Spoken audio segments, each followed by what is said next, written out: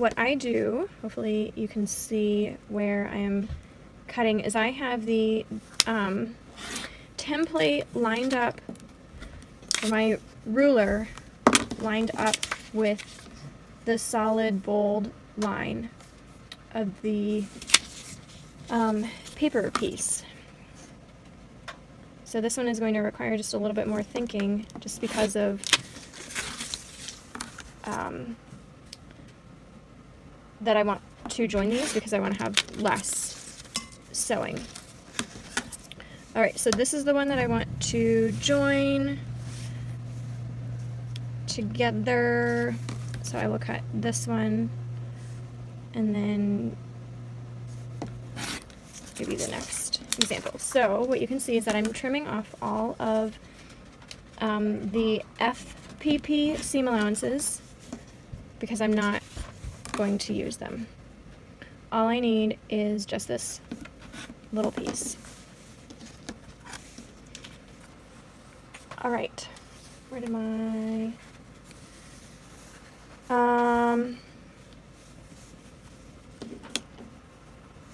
so I didn't quite think through all the colors that I want to use. So I know that this one is going to be the hexagon, and I know that it is going to go in a dark area. I was going to use this beautiful lightning bug, but I think it's going to be a little bit too busy for the background. So I think I'm going to use this. I think that'll be, this is a gradient quilt, so I don't want too much of contrast. If I can spit out the words. Okay, so I'm looking for just this little bit because this is going to be my background fabric. And I kind of do want to pay attention to this one. Generally I don't. And it's okay if you have, generally it's okay to not pay a lot of attention, but I feel like I need to maybe pay a little bit more attention because I'm showing you how to do this, rather than just being inside of my head. So normally what I would do is I would cut out all of my background pieces and then I would arrange them. So I would put another one right here, then I would cut and cut here. But for the sake of this video, pardon my elephants running down the stairs. Okay, so we have this here, and I'm using this Creative Grids ruler, and so this is a 1/4 inch to this dotted line, and then I know that these ones are 3/8. I really like using a 3/8 seam allowance, and you don't have to be really exact. So I kind of, you can see that it's not really exactly 3/8, kind of an eyeball, and that's it. That's all you'll do for that. Sometimes I like to trim off the tails a little bit so I don't have a whole lot of extra. So then I use school glue. I buy these when they're on sale because they're so much cheaper. I think I try to get them when they're about 4 for $1. I like this one better than the purple Elmer's. This one just glues a lot better, I think. And also be careful, especially in Colorado, since the air is so dry, that the sticks dry out a lot faster. So sometimes if I have a whole bunch, I'll set it on my lap desk. I can listen to TV and glue these down as well. So there's not really a lot of science that goes into this. It's very artistic. So with triangles, though, a secret, I actually have a couple tips is what I'm trying to say, tips for triangles, is I glue the long end down first, most of the time, but I keep in mind where my seam and my outside seam is. So the reason I chose it this way is because the long end is going to attach here. Maybe this is a better one to show. The long end will attach here, and this will be my outside seam. I'm grabbing a block so you can see. So like this is the inside seam, and then this would be the outside. Because this is going to be inside of quilting on top, this part doesn't matter. I just want to make sure that I lift it because the way I'm constructing this one is a quilt as you go. So I need to make sure that I have the seam allowance. I have enough room. That's why I use a larger seam allowance than a 1/4 inch So then I make sure that I have enough room over here. And so I kind of try to keep in mind if this is an outside outside triangle or an inside triangle. If it's an inside triangle, it doesn't really matter. So then I would take the next piece, or the next little leg, and a lot of videos will say use less glue, and I kind of wonder if it's because they are at sea level, or they have a lot of moisture. That's maybe what I mean more. A lot of moisture in the air, and I notice that as these dry out, I need more glue. And I try to rotate the glue so that I have a little bit of a pointy end. So then what I'm going to do is I am going to take this right here on that seam allowance. I'm going to be a little bit fed. These are going to be on the outside, so I just want the hexagons on the inside and then the half hexagon on the outside, just because I want less pieces. And normally I would press this, however, I can't have my iron and my space heater running at the same time. And right now the priority is the space heater. So this is one that I will do on top because it is symmetrical. If it is asymmetrical, then that's one that you do want to pay attention to. And you can see that it's not quite exact. Let's see if I can zoom in. Yep. You can see that it's not super exact, and that's okay. All I am looking for is I just need to cut the shape out right now. The other thing that I could do is, maybe I will do this. That'll give me a little bit more. Unless I'm fussy cutting, which I really do love fussy cutting, but this one isn't one that, maybe for the center ones, I might fussy cut those. And if you aren't familiar with that, it means that you're cutting out a particular design, and that's why I have all these other tape marks. Oops, you can't see that. All right. So still, because these are symmetrical, I'm not super worried about it being cut on the top of the fabric as opposed to the bottom of the fabric. But for the last triangle, I was more concerned. So where I'm going to measure this up is with this line here on that raw edge, and then I will cut it here, and I just want to make sure that I'm going to have roughly between 1/4 inch and 3/8 of an inch between the two.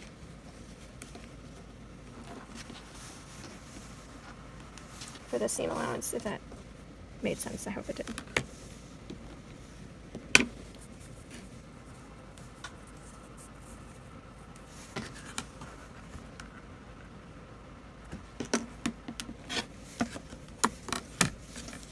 Alright, and for the sake of demonstration, I'm only going to do just this one, so then I can show you how they match up.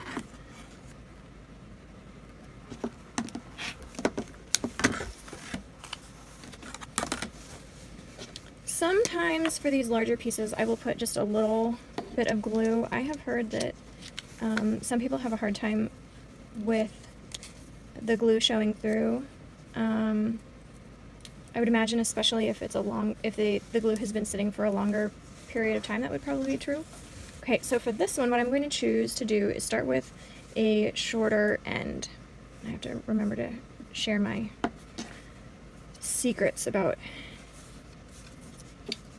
triangles. Okay, so then what I do is I just work my way around. And the advantage to doing it this way is you are alternating where the tails go, so then they'll nest really nicely on the back side. Sometimes they work out really well and sometimes they don't, but basically, like, these ones nested really, really nicely. And then not all of them do, but you want it to be as flat as possible. This one is a little bit bunchy, but sometimes seams just like to go wherever they want to go.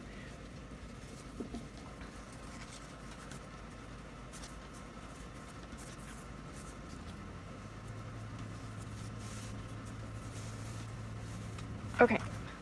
Oops. So I use Aurifil 50 weight thread. I think this is cotton.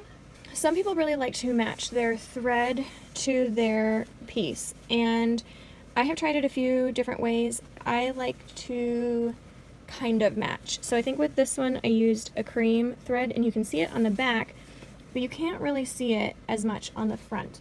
And then once it is quilted, you really won't see it. This one I used gray thread, and you just can't see what color I used for the piecing. I kind of like things that blend in a little bit more, but also stand out a little bit. So I wouldn't be too terribly concerned about the color of thread unless you're using white on something really dark. So I chose this purple to go with all of the darks. I have some blues, and the purple has blended really, really nice. Then I've used kind of this oystery yellow. I've also used gray. Just kind of depends on what I grab for those ones. And I found that this one was really nice for just the darker colors. So anyhow, then I have these just little teeny tiny clips, and I like to clip down the opposite edge.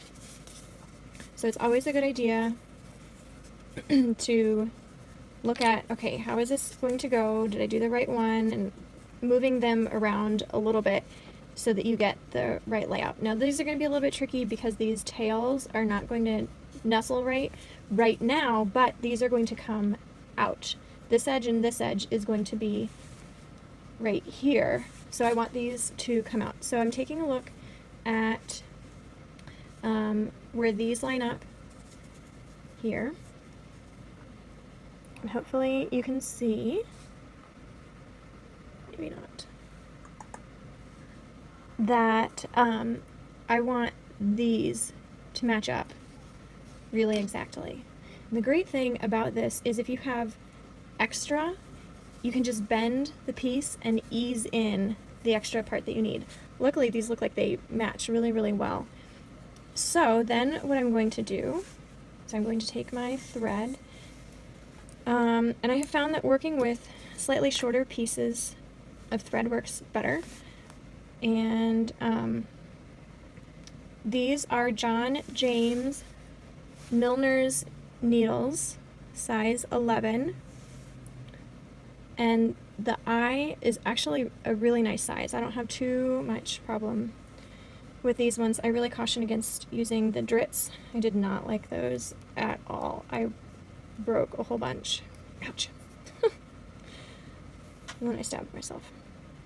So I've just created kind of a French knot at the end, and accidentally I got both of the pieces of thread.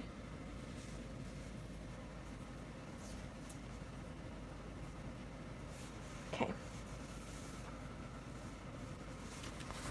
Alright, so then what I'm going to do is I like to take a look at whichever side is going to be easier to go in. So you want to go up through this seam on the back side and as close to the point as you can. And here's the point. Okay, so then the knot is in there. I feel like it could move up a little bit higher. So then what I'm going to do, because these aren't, see, I'm going to have to ease it just a little bit, is I'm going to tell this where I want it to go. I'm going to move the pieces so the corners match up, because I want my corners to match really, really well. So I'm going to be sewing along this seam right here. I think I need a piece of white paper below this so you can see. Is that a little bit better? So I'm going to be sewing along this seam here. So I get the first in, and I like to use my finger to keep the thread from knotting up too much, because just the friction will cause it to knot. Okay, so I've already had one stitch, and now what I'm going to do is I'm going to kind of lock the stitch, and there are a few different ways to do it, but what I do is I just make a loop and then go back through it. So this is where the fun part is, and hopefully you can see this. All I'm doing is taking two teeny tiny stitches or 2 pieces of thread in the fabric, and each stitch is about 1/8 of an inch from the last one.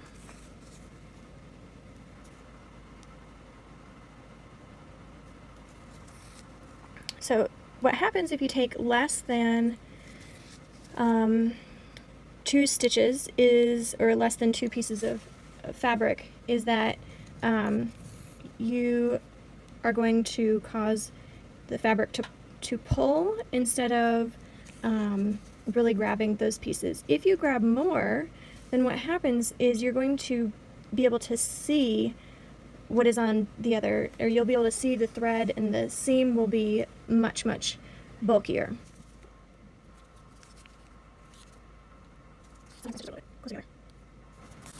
Okay, so then what happens as you get closer down to this end, I usually wait until I'm right here by the seam allowance right here. What I do is I pull this end. Now if you were piecing all of your pieces together, you would not do this, but because I'm going to be machine piecing these together, I do need that seam allowance. And I have had a few times where it has gotten tucked in, like right here. And so I'll just make sure that I really do stitch that down really well. But this is what I have found helps, especially for when I'm going to be machine piecing. So the glue is still wet for me. Usually this doesn't happen, so you need to leave this paper in until you're all done, or it's just more satisfying to wait until you're all done.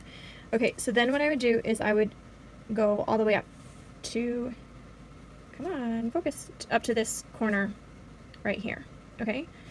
Then I would fold it open, because this piece is going to go here, let's say, and then I would piece along here.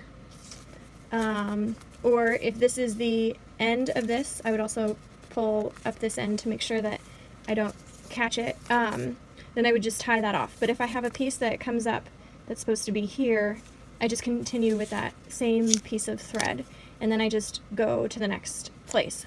So this is my triangle trick, and I've already told you how I do the triangles. Let me show you another one. Let's say that you have a triangle that is more like this, and it's an inside piece. I always start with the same one, so I take my triangle pieces and I have them face the long end toward me with my fabric underneath, and I start on the left hand side because I'm a lefty. I fold over this one, then I do the bottom, so I'm always rotating to the left. If you're ready, then you go to the right, or however you choose. Go this way, fold it over. Oops. So I've done these two, right? And then we get to this one and fold that one over as well. But this is more for the inside pieces. For the outside pieces, sometimes I really try to pay attention, and then sometimes I don't. I just notice that my seams lay a lot flatter if I can do it the first way. So I have 2 different ways for triangles. So I hope all of this really helps. I just love English paper piecing because it takes all of the trickiness out of Y seams out, and it just makes piecing so enjoyable, so easy. I can sit and do just about anything. Anyway, I can, do it while we're traveling or any of that. What was the other thing that I was going to say? Oh, the only other trick that I have is for when you have 2 half square triangles. I try to put those together first before attaching the next piece, and I do that on a long end. So I'd start on one end, go to the next one, so then I go down this way, right? And then I attach my next half square triangle to this one. It just makes them a lot neater than if I do these 2 first and then go back to do this one. Sometimes I will cut my thread so that I have little squares. I just really like when the corners meet really nice and crisply. And then the other advantage to a 3/8 inch or larger seam allowance is that when I trim this, I can make sure that it trims to exactly the right size that I want it to be. It's not going to be too small. And then again, I try to really make sure that I pay attention to my seams with my corners. So when I measure it, because these need to be 6.5 inches cut is I look on either side for my 1/4 inch, and then I line those up. But you don't necessarily need this. You probably don't even need a rotary tool. I just find that it's a lot easier and quicker to do it that way rather than cutting. So let me know if you have any questions. I hope you love English paper piecing as much as I do. It just makes everything so nice and easy. I just put everything in a little plastic baggie, and I'll put a picture of the block in there, so then I can just make it as mindless as possible.